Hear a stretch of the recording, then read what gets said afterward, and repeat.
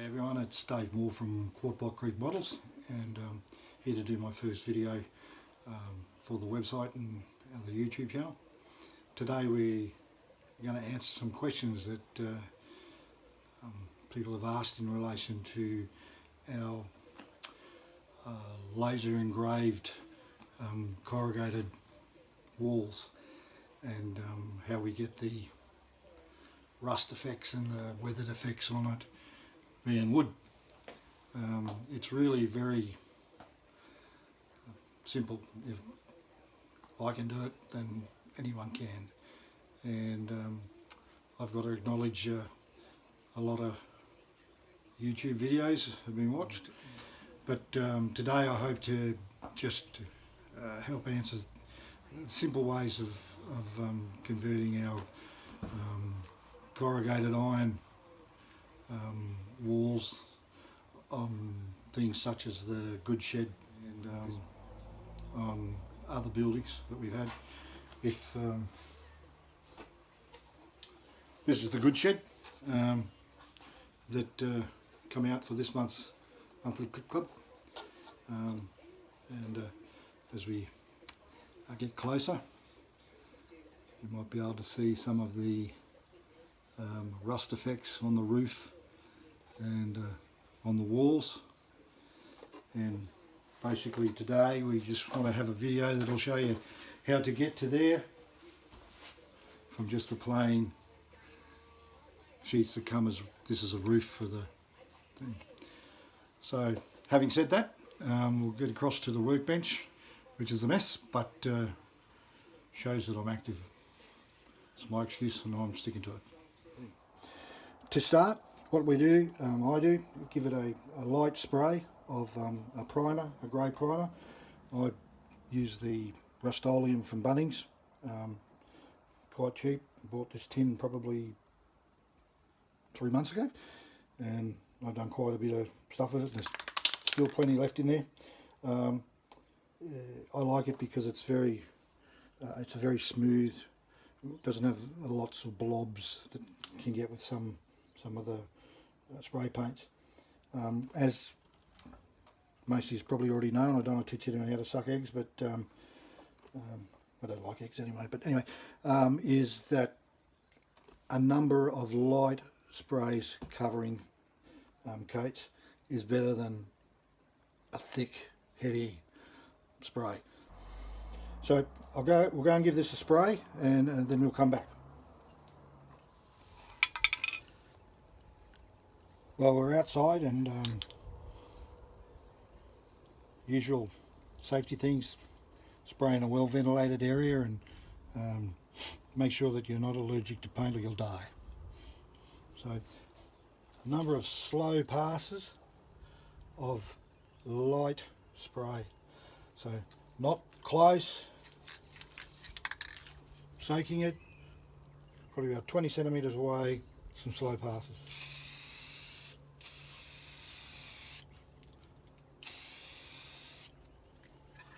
And that's enough.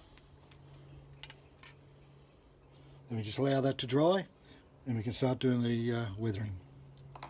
Well, it's dried pretty quickly, and we're back inside in the workbench. Again, I am not too sure if you can see how it's turned out, but we can still quite plainly see the corrugations, the darker areas where we'll be weathering, and where the effects will go.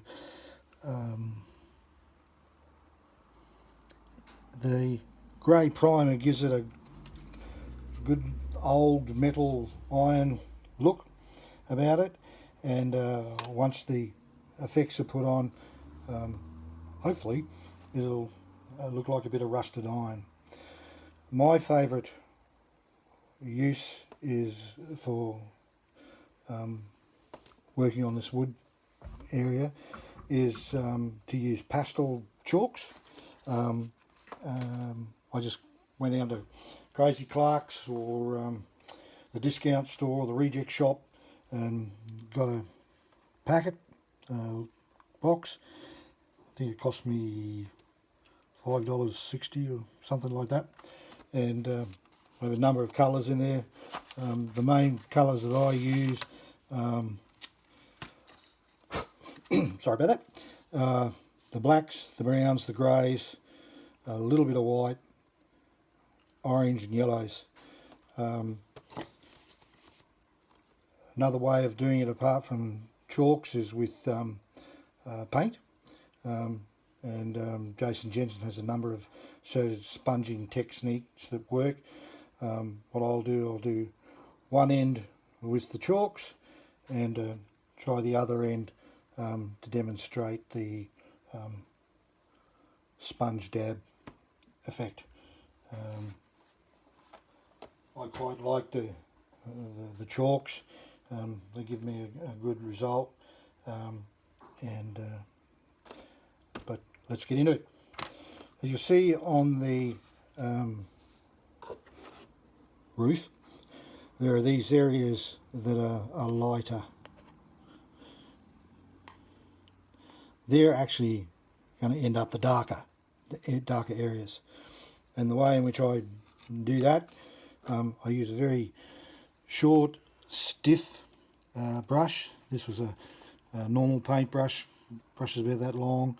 I'd used it a few times and it was getting old, so I just cut the bristles off, and it's now very stiff and great for working with the chalks. So starting with a black chalk, give it a good rub, and in the areas where it's at, stroke. You'll see that the powders, the chalk powder is mixing in the corrugations, but it's not too heavy on the lighter spots. But that's fine for now. You'll see how it goes as we get over it. Once we've done that, just a simple rubbing of the finger. There's a bit of a discoloration, and it goes from there. I follow the blacks up with a brown.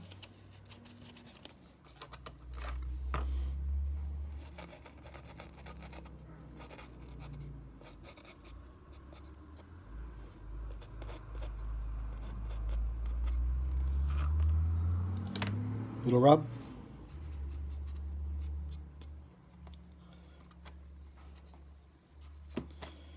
And then following that, I'll get a bit of orange.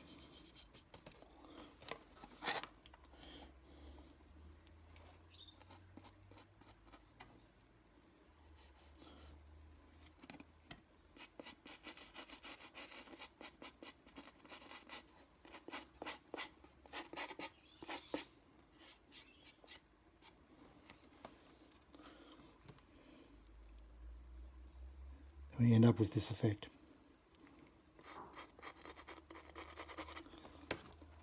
Quick blow, cleans away. Now in areas where we have the edge of the sheeting, and to sort of replicate the rundown, I cheat. I use a felt pen.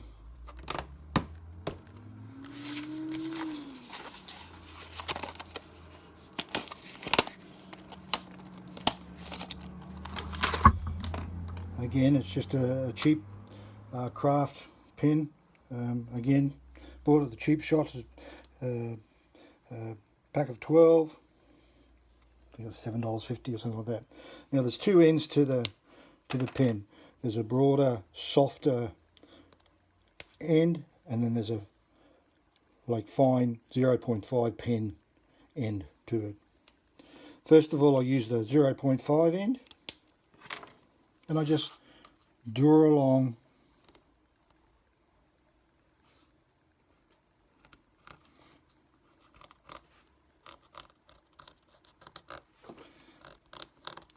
Now what this does is it highlights the end of the engraved corrugations.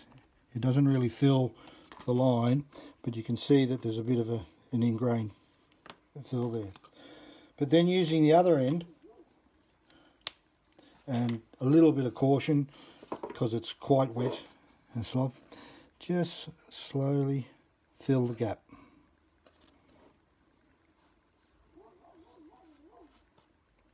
And don't worry if you're not in the lines, because it's an effect. It's not 100% pass mark. But while it's still wet, the old finger rubs, which will show a bit of a smudge on the weather.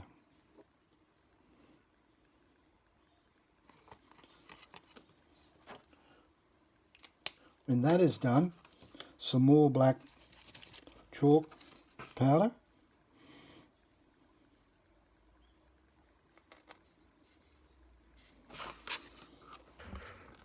And just run it down towards the bottom.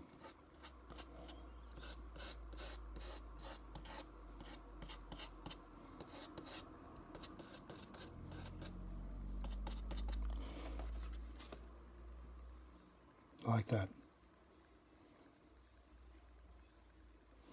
I'll do one more while we're on camera. The area at the top here.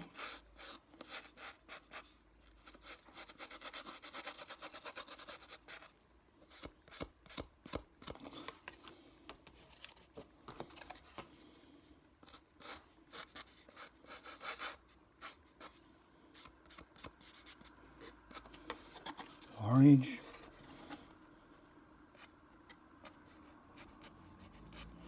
Yeah, the idea with the orange is the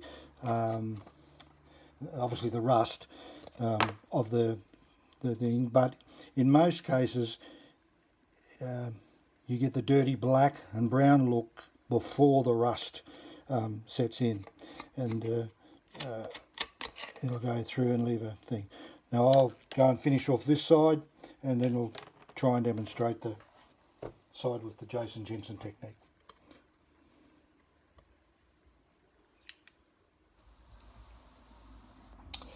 Okay, we're back. I finished that weathering on that end part. If I'm going to be doing these videos, need to figure out how I can see what I've done, so you guys can see. But you might be able to see there that the way in which it's turned out by using the chalks and simulating the old corrugated wall. So what I'm going to do now is try and use the paint technique and show you how it's done. Hi guys, welcome back. This old bloke was prattling on for about 30 to 40 seconds explaining how to do the dab technique with the sponges, and looked at the camera and saw that all it was a black sheet because the light wasn't on. No one could see what I was doing. So I'm starting again, and hopefully we'll get this one done properly. In Jason's videos that he's many on YouTube on how to weather, he discusses and talks about using sponge as a paintbrush, and by dabbing it on. And he just starts with a piece of old sponge. He spoke about his wife's makeup sponge. He uses the old dishwash sponge. And he just tears pieces off and gets different shapes and crevices, and uses that to create the pattern. But basically we get our sponge and we dab it in the paint, get most of it off in there, use a paper towel to absorb most of it. A lot of paint wastage in modelling. And then we just softly dab where we want it to be.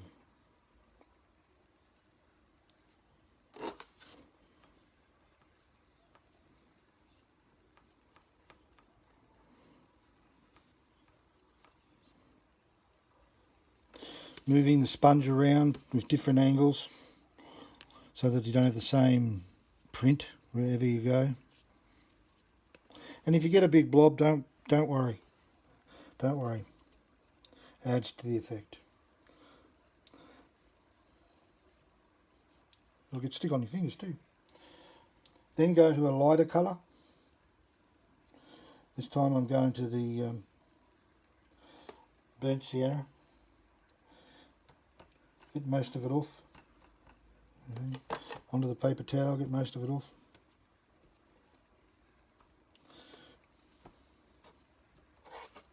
And then in the same area that you did before, again just dab the lighter colour, moving the sponge around. And then with the lightest colour to finish up with.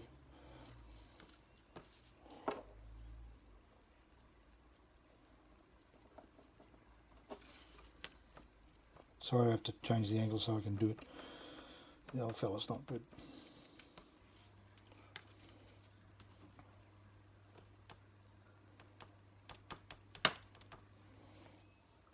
Well, we've got it done, and it's just starting to dry. So I'll try and hopefully you'll see the difference in the two effects.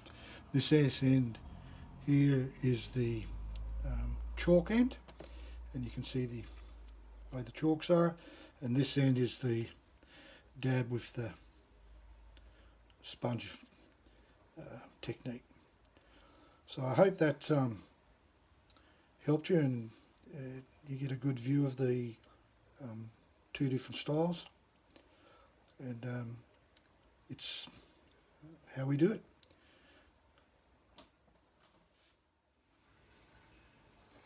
Well, thank you everyone for watching the video. Hope you not so much enjoy it, but maybe learn something from it.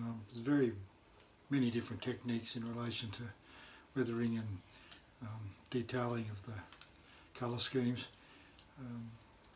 These were just a couple that I've picked up, but I found to be effective.